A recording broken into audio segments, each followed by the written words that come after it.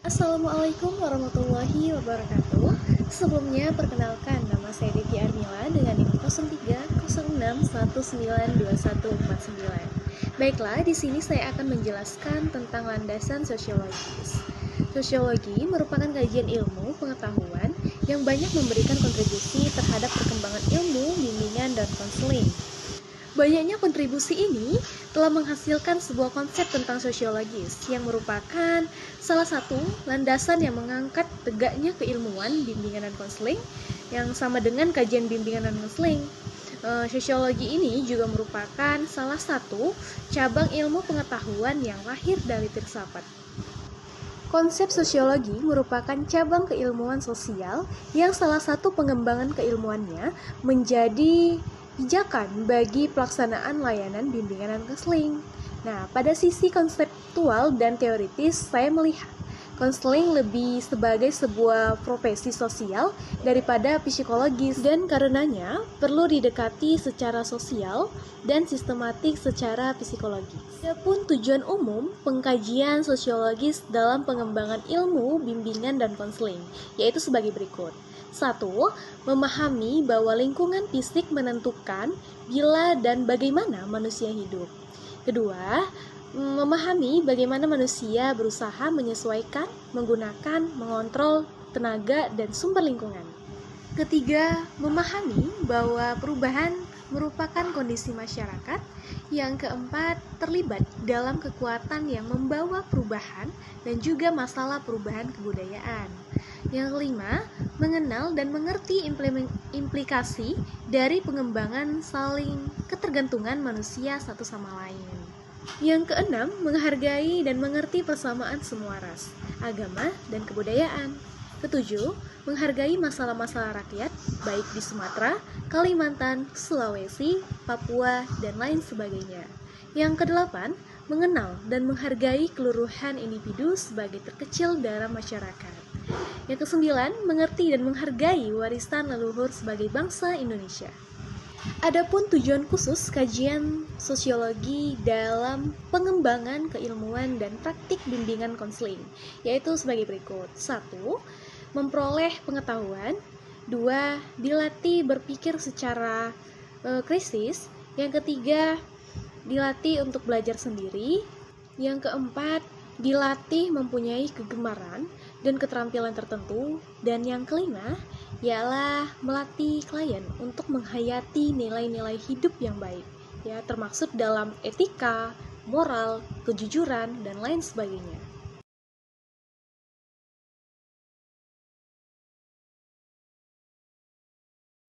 Assalamualaikum warahmatullahi wabarakatuh. Nama saya Mila Rosdiana Sianipar dengan NIM 0306192150. Di sini saya akan menjelaskan mengenai landasan religius dan sedikit tentang landasan sosiologis. Akan tetapi untuk materi pertama saya akan menjelaskan mengenai manfaat dari mempelajari sosiologis. Terdapat beberapa manfaat yang dapat kita peroleh ketika kita mempelajari sosiologis. Yang pertama, kita dapat menjadikannya sebagai alat atau sarana untuk memahami masyarakat tertentu. Sehingga dengan adanya sosiologis, kita dapat memahami suatu masyarakat karena kita sudah mengetahui bagaimanakah keadaan sosial dari suatu masyarakat tersebut. Yang kedua, alat untuk memahami struktur masyarakat. Dengan sosiologis, kita sudah tahu siapa yang merupakan pimpinan dari suatu masyarakat, siapa yang merupakan sebagai sekretaris atau orang kedua dari suatu masyarakat tersebut atau yang lainnya. Yang ketiga, hasil dari studi sosiologis dapat digunakan sebagai dasar untuk membuat kebijakan. Karena setelah mempelajari ilmu-ilmu sosial yang ada di dalam suatu masyarakat, kita akan dapat menentukan apakah kebijakan yang paling tepat untuk menghadapi suatu masyarakat berdasarkan gejala yang telah dipelajari karena telah melaksanakan studi sosiologis. Manfaat yang keempat adalah hasil kajian sosiologis dapat dijadikan pertimbangan untuk memecahkan masalah. Kenapa? Karena dengan melakukan kegiatan pengkajian, maka akan dilakukan upaya untuk memecahkan permasalahan. Sehingga dengan adanya hasil kajian sosiologis, maka masalah yang dimajukan terkait suatu masyarakat akan dapat diselesaikan, insya Allah. Selanjutnya berkenaan dengan landasan religius. konselor di kantor untuk mempunyai pemahaman terkait hakikat manusia yang berurutan, agama dan peran agama dalam kehidupan umat manusia. Pertanyaannya, apa kaitan landasan religius dengan bimbingan konseling Islami? Disebutkan oleh Marsha Wiggins Frame bahwa agama sepatutnya mendapat posisi yang penting saat melakukan praktek konseling atau psikoterapi. Kenapa? Ada beberapa alasan yang disebutkan sehingga agama itu memiliki peranan dalam konseling yang ia lakukan. Yang pertama, mayoritas orang Amerika meyakini Tuhan. Karena dengan keyakinan adanya Tuhan, maka ada baiknya untuk mendekatkan diri kepada Tuhan. Karena semua hal berkaitan dengan Tuhan Yang Maha Esa. Yang kedua, karena adanya tumpang tindih dalam nilai dan tujuan antara konseling dengan agama, sehingga akan memiliki keterkaitan dengan diberikannya konseling dengan ilmu keagamaan. Untuk itu, dalam konseling patut dicantumkan keagamaan, sehingga untuk menjalankan psikoterapinya dapat berjalan dengan baik. Kemudian,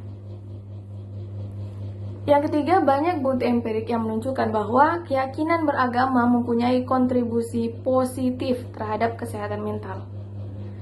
Untuk itu, kita dapat memahami bahwa agama tidak dapat ditinggalkan, walaupun perihal masalah psikologi seseorang. Selanjutnya, agama itu sebenarnya terintegrasi terhadap konseling. Untuk itu, dengan agama akan pola pikir seseorang dapat berubah, apalagi untuk masa abad 20-an ini. Yang kelima, kebutuhan yang serius untuk mempertimbangkan konteks dan latar budaya klien yang membutuhkan peranan penting agama. Apa hubungannya latar belakang budaya dengan peranan agama? Karena untuk memahami suatu wilayah, kita perlu memahami agamanya dan konteks budayanya. Karena terkadang terdapat kesinambungan antara agama dengan budaya pada suatu tempat. Sekian penjelasan dari saya kembalikan kepada moderator. Terima kasih. Baiklah, selanjutnya saya akan menjelaskan mengenai landasan religius yang sebelumnya telah dipaparkan oleh ahli bernama Marsha Wiggins Frame. Pendapat beliau sama dengan dinyatakan oleh Syamsul Yusuf, bahwasanya agama sepatutnya mendapat tempat dalam praktik-praktik konseling atau psikoterapi, yang dimana dalam pendapatnya itu memiliki lima komponen, yaitu yang pertama, para klien pada umumnya memiliki latar belakang agama yang membentuk sikap, keyakinan, perasaan, dan tingkah laku. Yang kedua, terdapatnya tumpang tindih dalam nilai dan tujuan antara konseling dengan agama. Kemudian, banyak bukti yang menunjukkan bahwa keyakinan dalam beragama telah berkontribusi secara positif terhadap kesehatan mental. Yang keempat, agama sudah sepatutnya untuk diintegrasikan ke dalam konseling dalam upaya mengubah pola pikir yang berkembang di akhir abad kedua. Yang kelima, bagi klien yang keyakinan dan praktiknya beragama merupakan aspek fundamental dalam budayanya, maka si konselor memperhatikan hal itu guna untuk meningkatkan efektivitas kinerja pada si konselor. Kemudian, ada landasan religius dalam layanan bimbingan dan konseling yang ditekankan pada 3 hal pokok, yaitu manusia sebagai makhluk ciptaan Allah Subhanahu wa Ta'ala, kemudian sikap yang mendorong perkembangan kehidupan manusia berjalan ke arah yang sesuai dengan kaidah-kaidah agama tanpa adanya pelencengan. Yang ketiga, upaya yang memungkinkan perkembangan dan dimanfaatkannya secara optimal, suasana dan perangkat budayanya, serta kemasyarakatan yang sesuai dengan meneguhkan kehidupan beragama untuk membantu perkembangan dan pemecahan masalah. Perlu diketahui bahwasannya religius tidak bisa dipisahkan dalam setiap aktivitas kehidupan manusia, termasuk di dalamnya terdapat layanan bimbingan dan konseling.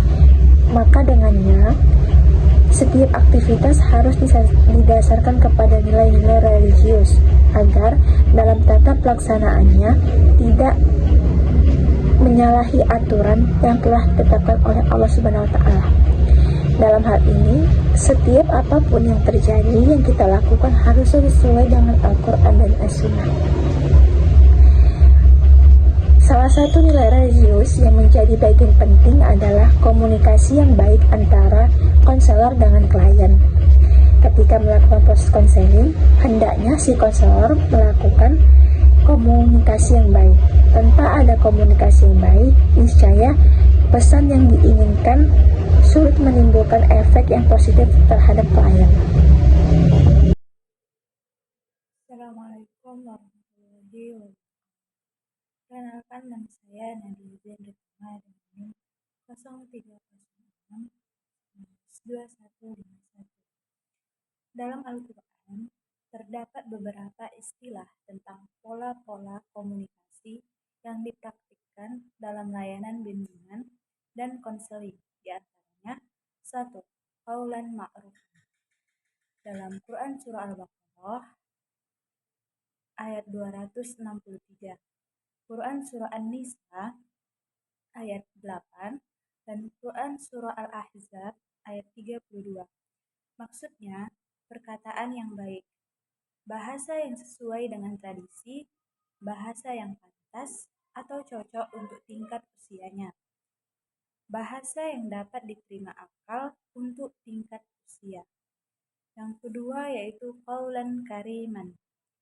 Dalam Quran Surah Al-Isra ayat 23, maksudnya adalah perkataan yang mulia, bahasa yang memiliki arti penghormatan, bahasa yang enak didengar, karena terdapat unsur-unsur kesopanan. Yang ketiga yaitu qaulan maisuran. Dalam Quran Surah Al-Isra ayat 28, maksudnya perkataan yang pantas, bahasa yang dimengerti, bahasa yang dapat menyejukkan perasaan. Yang keempat yaitu qaulan balighan. Quran Surah An-Nisa ayat 63, maksudnya perkataan yang mengena atau mendalam, bahasa yang efektif sehingga tepat sasaran dan tujuannya, bahasa yang efisien sehingga tidak membutuhkan banyak biaya, waktu, dan tempat. Yang kelima yaitu qaulan layyinan, yaitu dalam Quran Surah Toha ayat 44. Maksudnya perkataan lemah lembut, bahasa yang halus sehingga menembus relung kalbu, bahasa yang tidak menyinggung perasaan orang lain, bahasa yang baik dan enak didengar. Yang keenam yaitu qaulan sadid. Dalam Quran Surah An-Nisa ayat 9, maksudnya Quran Surah Al-Ahzab ayat 70, yaitu perkataan benar dan berimbang. Bahasa yang benar, bahasa yang berimbang yaitu adil dari kedua belah pihak. Yang ketujuh yaitu qaulan azima. Dalam Quran Surah Al-Isra ayat 80, maksudnya perkataan yang berbobot, bahasa yang mendalam materinya, bahasa yang berbobot isinya. Yang kedelapan yaitu qaulan mirwabbir rahim. Dalam Quran Surah Yasin ayat 58, maksudnya perkataan Rabbani, bahasa yang isinya bersumber dari Tuhan, bahasa yang mengandung pesan Tuhan. Yang kesembilan yaitu qaulan saqilah. Dalam Quran Surah Al-Muzammil ayat 5, maksudnya adalah perkataan yang berat, bahasa yang berbobot yang mengandung informasi kewajiban manusia, syariah, halal haram, dan hukum pidana perdata.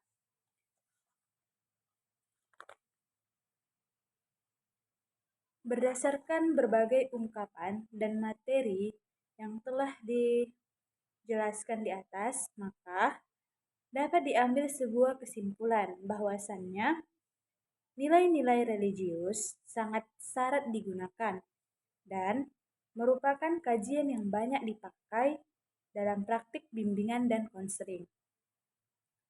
Berdasarkan konsep inilah, religius dijadikan sebagai salah satu landasan yang tidak dapat ditawar-tawar, lagi keberadaannya dalam pelaksanaan bimbingan dan konseling. Demikian yang dapat saya sampaikan. Assalamualaikum warahmatullahi wabarakatuh.